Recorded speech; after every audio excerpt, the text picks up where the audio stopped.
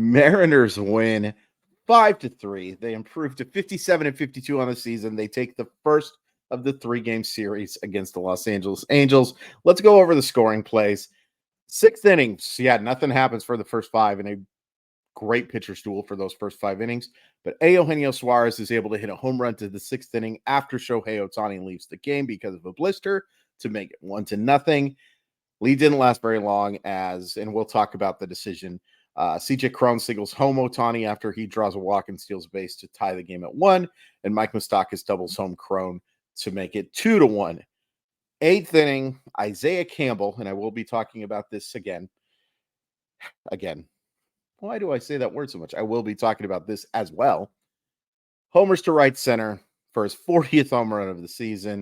I'm going to give you a great Shohei Ohtani stat in a second that we can appreciate more because the Mariners won this game.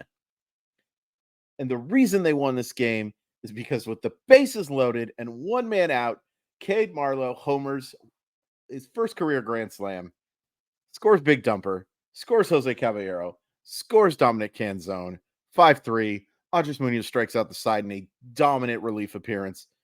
Mariners get a vital victory. Okay, yes, the Mariners get this win. Yes, I am thrilled. I think you can tell. The main negative that we're going to talk about is that I had a 22-year streak end today. I got stung in the bottom of my foot. A long story. It hurts like heck. If you see me in tears, it could be because the Mariners won. It also could be because this just flipping hurts. It hurts so bad. And that grand slam is doing an awful lot of the work here because it's been a rough day. That really, really hurt. I also hurt my back earlier today. I hurt my head the day before that. It's been a 48-hour period, folks. It's so nice. And this is what baseball can do. Baseball can be that nice little distraction from life sometimes, can't it? Like, I know other sports do it too, and I love other sports. I watch every sport. If you name a sport, I watch it. The only one I don't watch is cricket, and the reason I don't watch cricket is because I don't understand what's happening, and it's on really early in the morning. If I'm going to watch sport really early in the morning, I better understand it. That's why I watch a lot of F1. I totally understand. Vroom vroom, go fast, go rounds. I can work with that. Cricket, I'm really confused. I need my buddy Jordan Schusterman to explain it to me someday. We'll see if that ever happens. Okay, the negatives outside of, again, my pain. I'm talking really fast. I apologize. Can you tell I'm pumped? Julio played one of the worst games I think I've seen him play, at least offensively. He was absolutely destroyed by 3 different pitchers. And look, Shohei Ohtani, good. Reynaldo Lopez, good. Carlos Estevez, not so great tonight, but it's understandable to strike out against those guys, right? But man, he just got absolutely destroyed in those at-bats. And he's got to be better. He's got to be better. It's not fair that there's so much pressure on him, but he has to be better. Ty France did get robbed of a hit. Teoscar, we could have had a long conversation about Teoscar because he had a horrific at-bat in the 9th inning with the bases loaded and nobody out. But it worked out. It worked out. Okay, I just want to talk about some decisions here. There's 2 that really bugged me. And I think we give Scott Service too much crap sometimes. But I do think that there were 2 decisions tonight that nearly cost them the game. Now, cost them the game is a little bit of a tough one because they scored 1 run through 8 innings. And that's not Scott Service's fault. The run prevention decisions were not my favorite. The main one was, and look, this is leading into the positives too. Bryan Woo was great tonight.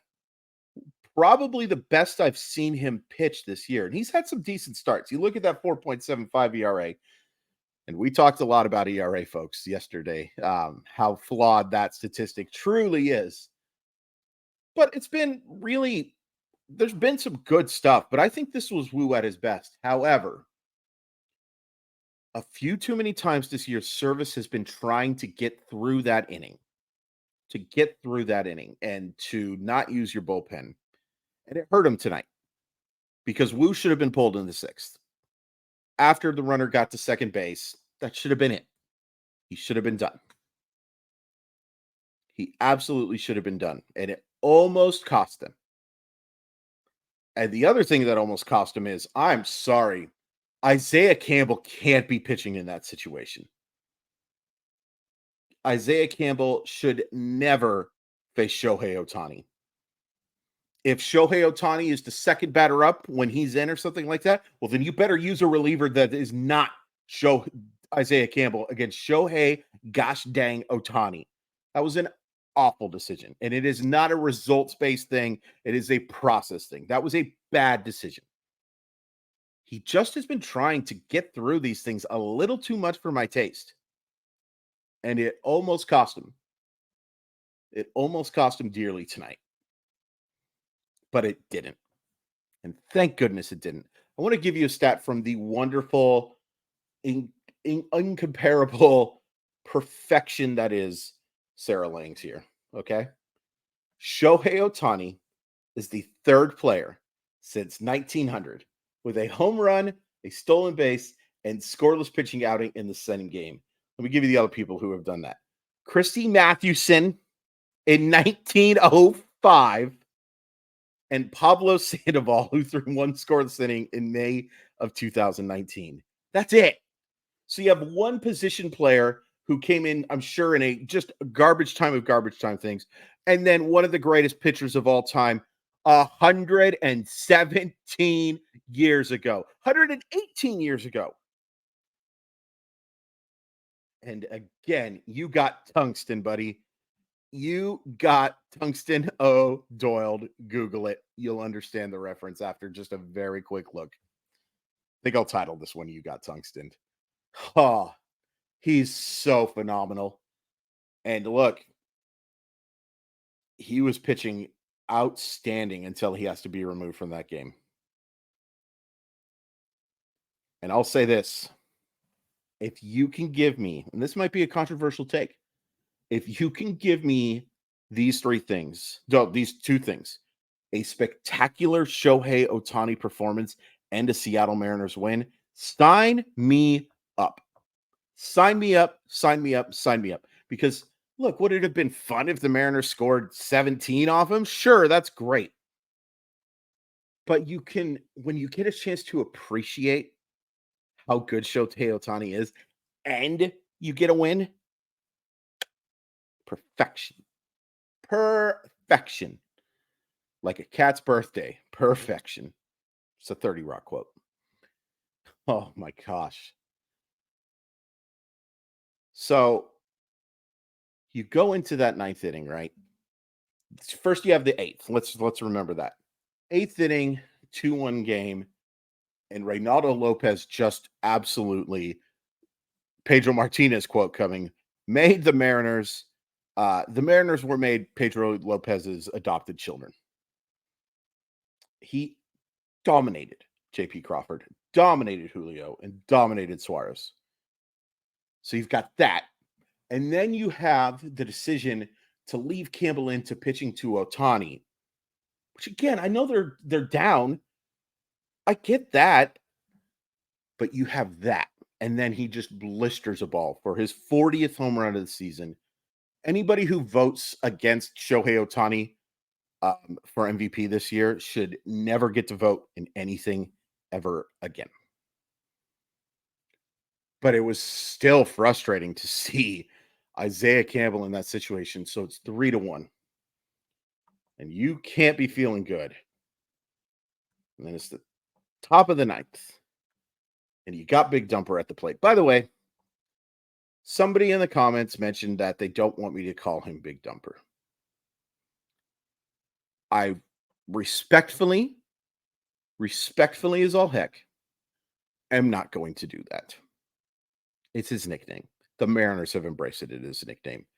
I literally watched Scott Service scream it after a home run. Literally. If you are offended by that, I understand. And I apologize.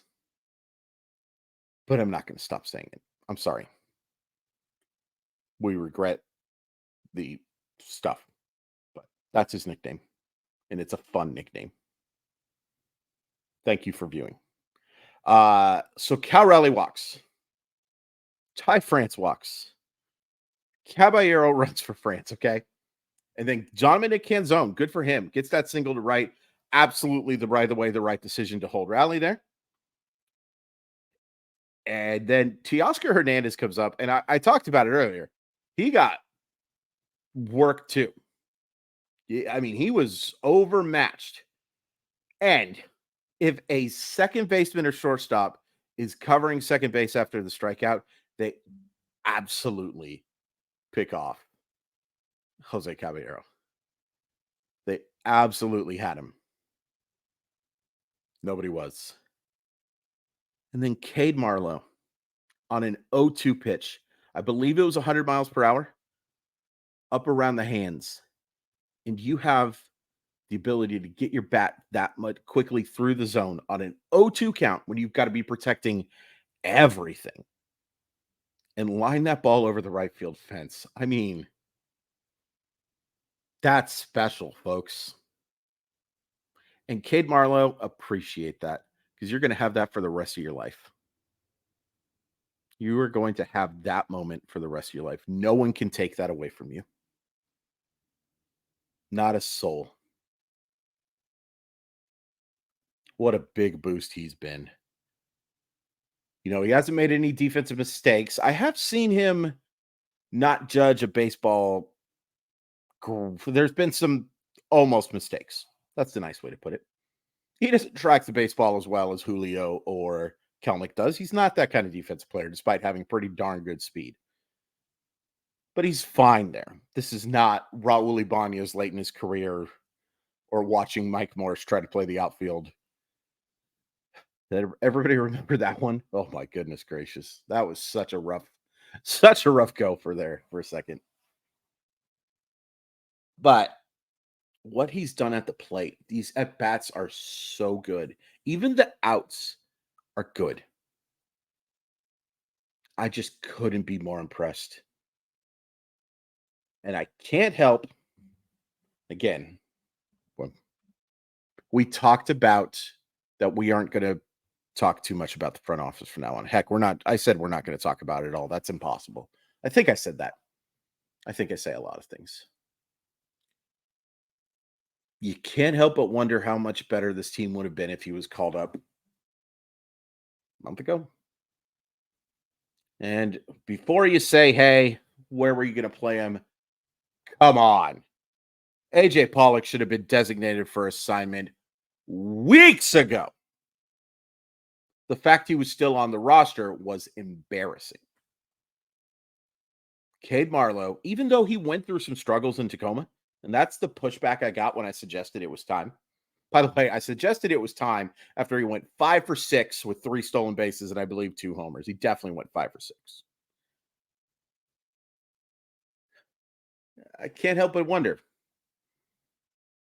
And I'm not saying expect Cade Marlowe to put up these kind of numbers all year. On the contrary, he's going to have his struggles. But it looks like he's going to make pitchers work at the very least. And he's fine in left field. He's a better defensive player than AJ Pollock, who, you know, has the speed, but just doesn't read the baseball very well at all. This guy reads the baseball better. Certainly a better defender than Dominic Canzone as well.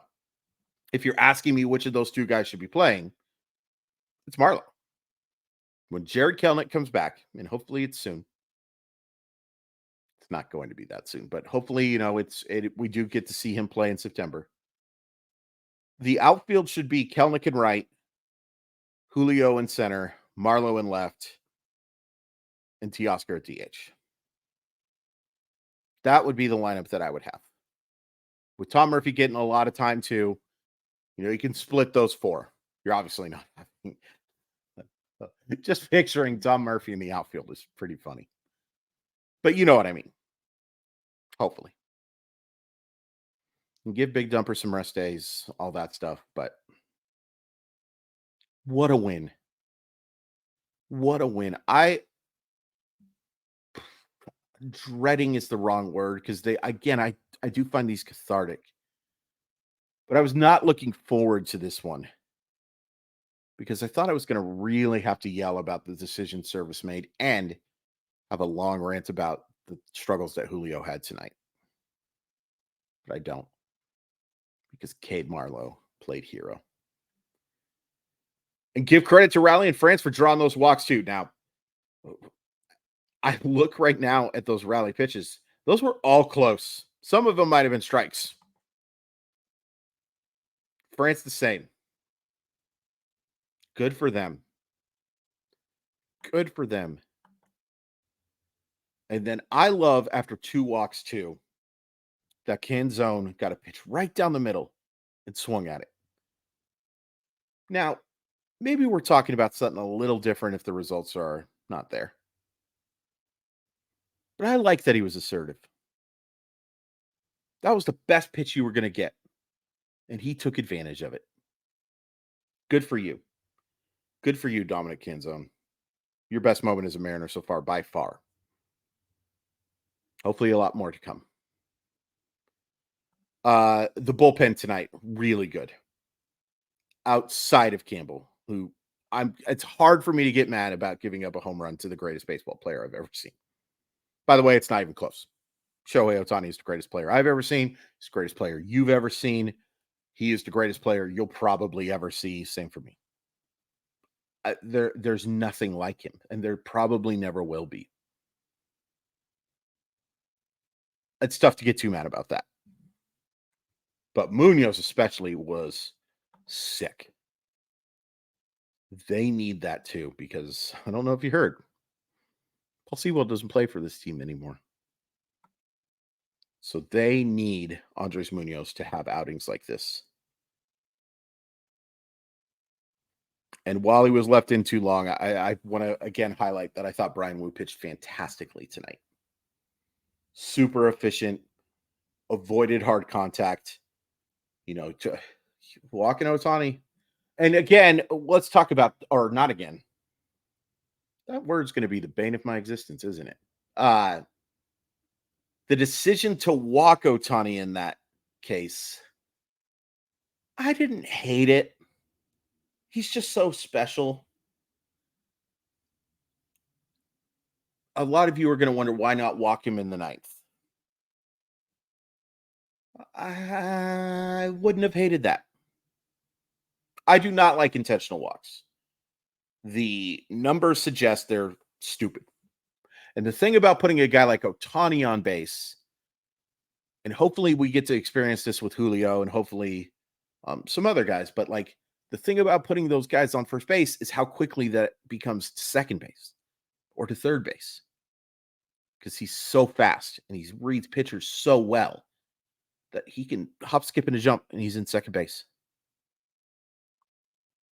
That's the issue with intentional walks, and it hurt him because he does steal second base, and then he gives up the hit. Not my favorite decision makings from Scott Service tonight. Who cares? They win. I mean, I care a little. It's just, oh, what a difference. What a difference a swing makes. I hope I don't get a copyright thing for that. But like, seriously, how different are we feeling? A loss, you're at 56 and 53. You're in a basic tie with the Angels. You're not feeling great, or at least I'm not. Maybe you're feeling super fine. But what a difference. Just that one swing on an 0-2 pitch, 100 miles an hour, in at his hands. Perfection. Perfect stroke. Takes that ball out to right field. Gives the Bears a 5-3 lead. And the smile on that kid's face, I mean, baseball is the best. To quote my good friend Sarah Langs again, baseball is the best. But tonight, Shohei, you got tungstened. Please hit like, please hit subscribe, please tell your friends. By the way, we're over the 1/3 point of the season now. Isn't that crazy?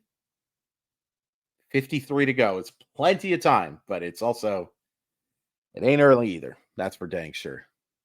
But please hit like, please hit subscribe, please tell your friends, please tell your family, please tell your enemies. I'll take a view.